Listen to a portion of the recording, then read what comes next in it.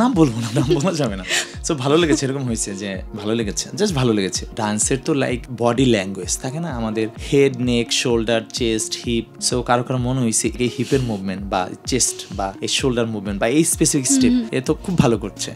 আমার মতো একটা বাউন্ডুলে জীবনসঙ্গী আমি খুঁজছি। আমার মতো একজন উড়নচণ্ডী একজন দরকার, যার ফ্যামিলি প্রেশার নাই, কিছু নাই, আমার মতো দেশ বিদেশ ঘুরে বেড়াবে, কালচারাল মাইন্ডেড। দেখেন শিল্পীদের কি হয়, বলে যে শিল্পীদের বিয়ে টিকে না, বিয়ে হয়। আমার মনে হয় যে এটাই মেন্টাল অ্যাটাচমেন্টটা। ভিন্ন প্রসঙ্গে একটা প্রশ্ন, সেটা হচ্ছে কাউকে নাচ শেখাতে গিয়ে ক্রাশ খেয়েছেন বা মনে হয়েছে যে আরে এ তো আমার থেকেও বেশি ভালো নাচে, এরকম কোনো এক্সপিরিয়েন্স আছে?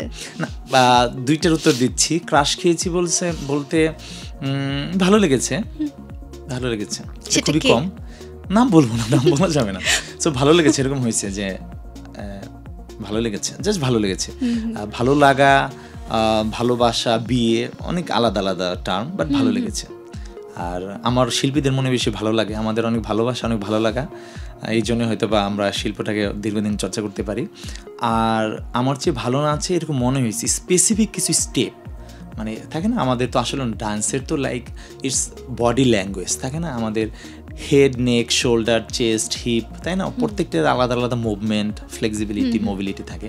সো কারো কারো মনে হয়েছে এই স্টেপ তো লাইক এই হিপের মুভমেন্ট বা চেস্ট বা এই শোল্ডার মুভমেন্ট বা এই স্পেসিফিক স্টেপ এ তো খুব ভালো করছে।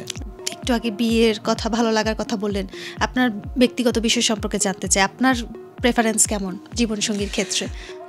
আমার মতো একটা বাউন্ডুলে জীবনসঙ্গী আমি খুব খুঁজছি। এখন বয়স অনেক হয়ে যাচ্ছে, এখনো খুঁজছি, পাচ্ছি না। আসলেও আমি চাই একদম মন প্রাণ উজাড় করে সবকিছু দিতে চাই, কিন্তু আমি পাচ্ছি না সত্যি কথা বলতে। কারণ একটা সময় পরে তো যেহেতু আমার মা বাবা কেউ বেঁচে নেই, আমি একাই স্টিল ব্যাচেলার। সো আমার মতো একজন উড়নচণ্ডী একজন দরকার, লাইক যার ফ্যামিলি প্রেশার নাই, কিছু নাই, আমার মতো দেশ বিদেশ ঘুরে বেড়াবে, কালচারাল মাইন্ডেড, সব কাজকর্ম পছন্দ করবে, প্রকৃতির মাঝে হারাই যাবে, এরকম কারণ আমার দরকার সত্যি কথা। কারণ আমার মনে হয় যে বিয়ে খালি আমার মনে কখনোই যে সামাজিক বন্ধন, সমাজ, ধর্ম করতে হবে, এর বাবা করছে আমার করতে হবে এমন না। তার চেয়ে আমার মনে হয় যে একটা মানুষকে নিয়ে আমি আজীবন কাটাবো, আমৃত্যু। সো এমন একটা পার্টনার হওয়া দরকার যে আমাকে বুঝবে, যাকে আমি বুঝবো, যে আমার জন্য মানে পজিটিভ থাকবে, আমি তার জন্য পজিটিভ থাকবো, ওই জিনিসটা দরকার। আর আমরা শিল্পীরা তো অনেক বেশি দেখি শিল্পীদের কি হয়, বলে যে শিল্পীদের বিয়ে টিকে না, বিয়ে হয়। আমার মনে হয় যে এটাই মেন্টাল অ্যাটাচমেন্টটা। সো আমি চাই কপালে কি আছে বলা যায় না, but still we can try. So আমার এরকম কাউকে আমি খুঁজছি যে আমাকে আমার মতো ভালোবাসবে।